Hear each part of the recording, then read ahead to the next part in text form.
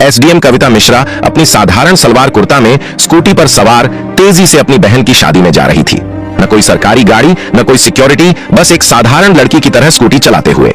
जैसे ही वे हाईवे पर पहुंची, सामने पुलिस की बैरिकेडिंग नजर आई। 3-4 पुलिसकर्मी सड़क पर खड़े थे और बीच में दारोगा रमाशंकर यादव वर्दी में खड़ा था। उसने सामने आते ही कविता को हाथ के इशारे से रुकने को कहा। ओ लड़की, स्कूटी साइड में लगा। दारोगा की आवाज में रोब था। कहां जा रही हो? दारोगा ने सवाल किया।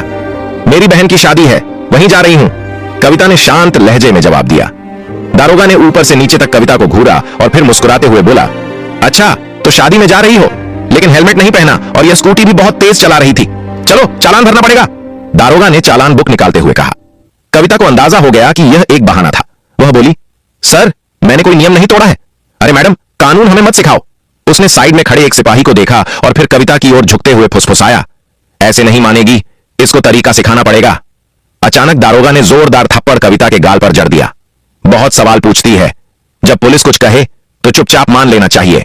कविता का सिर एक पल के लिए झटका खा गया, लेकिन उसने खुद को संभाल लिया। उसकी आंखों में आग थी। दारोगा ठहाका मारकर हंसा और अपने साथियों से बोला, अभी भी अकड़ बाकी है, लगता है अच्छे से सिखाना पड़ेगा। एक सिपाही आगे बढ़ा और बोला, मालिक थाने ले चलें, वहां आराम से मामला देख लेंगे। दारोगा सिर हिलाकर बोला, हां इसे थाने ले चलते हैं, तब समझ आएगा कि पुलिस से कैसे बात की जाती है। एक सिपाही ने कविता का हाथ पकड़कर खींचा। चल जीप में बैठ। कविता ने अपना हाथ झटका और गुस्से से बोली, हिम्मत मत करना। दारोगा का पारा चढ़ गया। उसने अपने एक आदमी से कहा, इसका घमंड तोड़ो। एक सिपाही ने आगे बढ़कर कविता के बाल खींचे और जबरदस्ती घसीटने की कोशिश की। कविता दर्द से कराह उठी, लेकिन अब भी अपनी पहचान छुपाए रखी। वह देखना चाहती थी कि ये लोग कितनी गिरी हुई हरकत कर सकते हैं। तभी एक पुलिस वाले ने गुस्से में उसकी स्कूटी को लात मार दी। बड़ी आई शरीफ बनने, अब तेरा खेल खत्म। कविता पूरी तरह समझ गई थी कि ये लोग कितने नीचे गिर सकते हैं। दारोगा की आंखों में गुस्सा था। उसने जोर से चिल्लाकर कहा, बहुत देखे हैं तेरे जैसे अकड़ू लोग, पुलिस से भिड़ेगी? अभी औकात दिखाता हूं, कल रही, ले चलो इसे थाने, वहीं समझाएंगे। एसडीएम कविता मिश्रा अब भी चुप थी। उसने अपनी पहचान बताने का कोई इरादा नहीं किया। वह देखना चाहती थी कि प्रशासन कितना नीचे गिर चुका है, कितनी हद तक ये लोग अत्याचार कर सकते हैं। दारोगा रमाशंकर यादव अब झुंझला चुका था। उसके सामने एक लड़की खड़ी थी जिसने उसके तमाचे खाए, जिसके बाल खींचे गए, जिसे हाथ पकड़कर खींचा गया, लेकिन वह अब भी चुप थी। दारोगा ने सिपाहियों को घूरते हुए कहा, ले चलो इसे थाने, वहीं देखेंगे इसका क्या करना है। 2 सिपाही कविता के दोनों हाथ पकड़कर घसीटने लगे। छोड़ो मुझे, कविता पहली बार जोर से बोली। दारोगा हंसा, अब जुबान खुली, चल थाने में देखेंगे कितना बोलती है। थाने में घुसते ही दारोगा ने जोर से चिल्लाया, ओए चाय पानी लाओ, एक स्पेशल केस आया है। कविता अब भी शांत थी। वह देख रही थी कि आम जनता के साथ पुलिस कैसा व्यवहार करती है। दारोगा ने अपने जूनियर से फुसफुसाकर कहा, सुन, किसी तरह इस पर कोई केस डाल दो। सिपाही बोला, क्या केस सर? दारोगा हंसा, कोई भी चोरी जेबतराशी, बस अंदर डालना है। कविता सब सुन रही थी, लेकिन अब भी कोई प्रतिक्रिया नहीं दी। दारोगा टेबल पर बैठ गया और कलम घुमाते हुए बोला, नाम बता, घर का पता बता। कविता चुप रही। दारोगा ने फिर से पूछा, नाम क्या है? कविता अब भी चुप रही। दारोगा ने मेज पर जोर से हाथ मारा, सुनाई नहीं देता तुझे? नाम बता अपना। रेखा त्रिपाठी। कविता ने झूठा नाम बताया। दारोगा हंसा, बहुत समझदार है तू, लेकिन ज्यादा चालाकी मत कर वरना बड़ी गलती होगी। कविता को जबरदस्ती लॉकअप में डाल दिया गया। एक गंदा बदबूदार कमरा, जहां पहले से 2 महिलाएं बैठी थीं। क्या किया तूने? एक औरत ने पूछा। कुछ नहीं, कविता ने हल्की मुस्कान दी। अब वह देख रही थी कि प्रशासन कितना गंदा हो चुका है। अगर एक एसडीएम तक को इस तरह बिना सबूत अंदर कर सकते हैं, तो आम जनता का क्या हाल होगा। कविता अब लॉकअप के अंदर थी। वह बस देख रही थी, सुन रही थी और सब कुछ समझ रही थी कि आखिर प्रशासन कितना गिर चुका है। वह हर हरकत पर गौर कर रही थी। दारोगा ने एक फर्जी रिपोर्ट तैयार करवाई। इस पर चोरी और ब्लैकमेलिंग का केस डाल दो, दारोगा ने फाइल को ठोकते हुए कहा। सिपाही झिझका, लेकिन सर बिना सबूत के। दारोगा हंस पड़ा, सबूत? इस थाने में सबूत बनाए जाते हैं। थोड़ी देर बाद एक सिपाही आगे बढ़ा और जोर से कविता के कंधे पर धक्का मारा। कविता दीवार से टकराई, लेकिन उसके चेहरे पर कोई डर नहीं था। दारोगा ने हाथ उठाया और थप्पड़ मारने ही वाला था कि रुक जाओ। दरवाजे पर एक पुलिस अधिकारी खड़ा था। दारोगा नीरज तिवारी थाने में उसकी छवि थोड़ी ईमानदार अफसर की थी। उसने थाने के अंदर की महिलाओं को देखा। उनकी हालत देखकर उसके माथे पर शिकन आ गई। यह सब क्या हो रहा है? उसने सख्त आवाज में पूछा। दारोगा रमाशंकर मुस्कुराया, कुछ नहीं सर, एक सड़क छाप लड़की ज्यादा होशियारी दिखा रही है, जरा सबक सिखा रहे हैं। नीरज तिवारी ने गौर से कविता को देखा। उनके हाव भाव किसी साधारण महिला जैसे नहीं थे। इसका क्या जुर्म है? नीरज ने रमाशंकर से पूछा। रमाशंकर हड़बड़ा गया, सर इसने चेकिंग के दौरान बदतमीजी की थी। नीरज तिवारी को कुछ गड़बड़ लगी। नीरज ने कविता की तरफ देखा, तुम्हारा नाम क्या है? कविता शांत थी। दारोगा रमाशंकर ने हंसते हुए कहा, सर, यह तो अपने नाम तक नहीं बता रही। नीरज अब पूरी तरह सतर्क हो गया था। ठीक है, इसे दूसरी कोठरी में डालो, उसने सिपाही को आदेश दिया। रमाशंकर हैरान रह गया। सर, लेकिन मैं देखूंगा कि यह कौन है, नीरज तिवारी ने सख्ती से कहा। नीरज तिवारी के आदेश पर कविता को एक दूसरी कोठरी में डाल दिया गया। यह कोठरी पहली से भी ज्यादा अंधेरी और गंदी थी। कविता ने चारों तरफ नजर दौड़ाई। कमरे में एक टूटा हुआ टेबल और एक जंग लगा लोहे का रॉड पड़ा था। कविता अब इस प्रशासन का गंदा चेहरा और गहराई से देख रही थी। यह सिस्टम कितना गिर चुका है। उनका हर मिनट का अनुभव यह साबित कर रहा था कि कानून सिर्फ कागजों में ही था। अचानक एक सिपाही भागते हुए आया। सर, एक बड़ी गाड़ी बाहर खड़ी है। रमाशंकर चौंका। गाड़ी? कौन आया है? सिपाही ने घबरा कर कहा। सर, गाड़ी सरकारी है। सिपाही बाहर गया, लेकिन जैसे ही उसने गाड़ी के अंदर झांका, उसकी आंखें फटी रह गईं। सिपाही हड़बड़ाते हुए अंदर आया और धीरे से बोला, सर, वो क्या हुआ? कौन है? रमाशंकर झुंझला उठा। सिपाही ने कांपते हुए कहा, सर, डीएम साहब। रमाशंकर का चेहरा सफेद पड़ गया। नीरज तिवारी भी चौकन्ना हो गया। अब मामला बहुत बड़ा हो चुका था।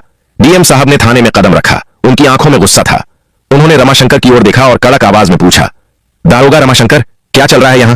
रमाशंकर घबराया हुआ बोला, सर, साहब, कुछ नहीं, बस एक मामूली केस था। डीएम साहब ने टेबल पर पड़ी कविता की फाइल उठाई और ध्यान से पढ़ी।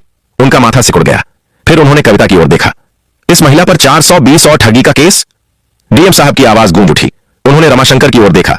क्या सबूत है तुम्हारे पास? रमाशंकर अब पूरी तरह फंस चुका था। डीएम साहब ने कविता से सीधा सवाल किया, आपका नाम?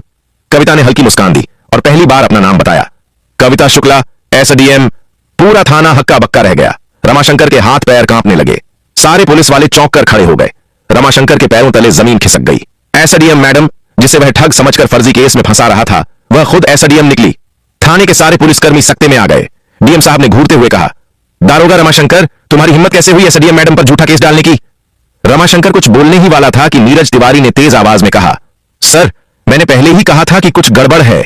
अब रमाशंकर अकेला पड़ चुका था। कविता ने अब अपना असली रुख दिखाया। उन्होंने शांत लेकिन सख्त आवाज में कहा, दारोगा रमाशंकर, तुम सस्पेंड हो। तुम्हारे खिलाफ विभागीय जांच होगी और तुम पर केस दर्ज किया जाएगा। रमाशंकर के होश उड़ गए। सारे पुलिसकर्मी अब रमाशंकर से दूरी बनाने लगे। नीरज तिवारी ने तुरंत हवलदार को आदेश दिया, रमाशंकर को हिरासत में लो। जैसे ही हवलदार रमाशंकर को पकड़ने आगे बढ़ा, अचानक रमाशंकर ने जेब से एक कागज निकाला। उसने मुस्कुराते हुए कहा, लेकिन यह देखिए। उसने वह कागज हवा में लहराया। डीएम साहब और एसडीएम कविता ने उसे ध्यान से देखा। रमाशंकर ने ठहाका लगाया, यह रहा मेरा ट्रांसफर ऑर्डर। 3 दिन पहले ही मेरा ट्रांसफर हो चुका है, तो अब आप मुझे सस्पेंड नहीं कर सकती। थाने में फिर से सन्नाटा छा गया। कविता ने कागज अपने हाथ में लिया और गौर से पढ़ा। क्या यह असली है? डीएम साहब ने कड़े स्वर में पूछा। डीएम साहब ने नीरज तिवारी की ओर देखा और बोले, इस कागज की तुरंत जांच करो। अगर यह असली निकला तो भी रमाशंकर का निलंबन रोका नहीं जा सकता। रमाशंकर की हंसी अचानक गायब हो गई, क्योंकि अगर कोई भी सरकारी कर्मचारी ट्रांसफर के बाद भी गलत गतिविधियों में शामिल होता है तो उस पर कार्रवाई की जा सकती है। अब रमाशंकर की हालत बिगड़ने लगी। नीरज तिवारी तुरंत ऑनलाइन सिस्टम में रमाशंकर का रिकॉर्ड चेक करने लगे। नीरज ने सिर उठाया और कहा, सर, यह कागज असली है, लेकिन रमाशंकर ने अभी कार्यभार नहीं सौंपा था। मतलब यह कि रमाशंकर अब भी इस थाने का प्रभारी था और उसी दौरान उसने यह सब किया था। अब कोई भी रमाशंकर को बचा नहीं सकता था। एसडीएम कविता ने सीधी नजर रमाशंकर पर डाली और कहा, अब तुम्हारी असली जगह तुम्हारी अपनी जेल में होगी। गिरफ्तार करो इसे। डीएम साहब ने आदेश दिया। जैसे ही रमाशंकर को गिरफ्तार करने का आदेश हुआ, पूरा थाना हिल गया। रमाशंकर को पहली बार एहसास हुआ कि अब वह बच नहीं सकता।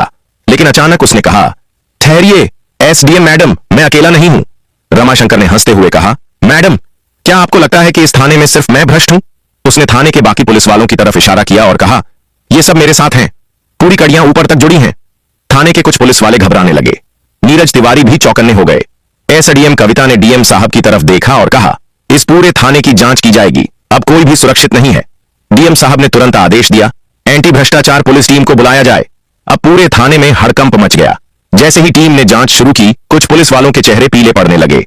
एक हवलदार आगे आया और एसडीएम मैडम के सामने हाथ जोड़कर बोला, मैडम, मुझे माफ कर दीजिए, मैं सिर्फ आदेशों का पालन कर रहा था। तभी अचानक एक पुलिस वाले ने फाइल निकाली और कहा, मैडम, हमारे बड़े साहब भी इसमें शामिल हैं। कौन बड़े साहब? डीएम साहब ने गुस्से में पूछा। पुलिस वाले ने डरते डरते जवाब दिया, एसएसपी साहब। अब पूरा मामला ऊपर तक जुड़ चुका था। थाने में सन्नाटा छा गया।